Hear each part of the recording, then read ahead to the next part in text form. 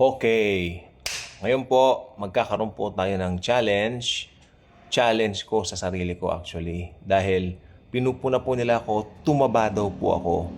Alam ko naman po. Pero ako po yung tipo ng tao, maski 1 week pa lang po, papayat po ako agad. Dahil yan po, pag talagang determinado ako, sa biyaya ng Panginoon, siyempre, magagawa po. Tumaba nga po ako. Look. Di ba? Ayan. Look at it. Tumaba po ako. Ayan. Taba-taba ko po ano. Pero after 1 week, January 13, yung malaking pagbabago. Dapat matanggal yan. Nangyari na po sa akin dati, mas mataba pa. Okay? So, yan. Ngayon po, day 1 po tayo. No?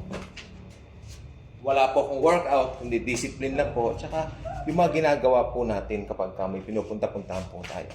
Okay? So, day 1 po ngayon, January 6. 1 week challenge lang po ito.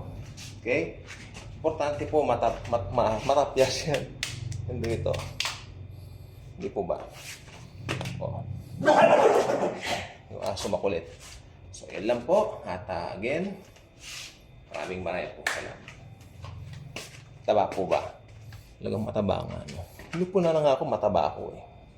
Okay? Papayat po yan. Thank you.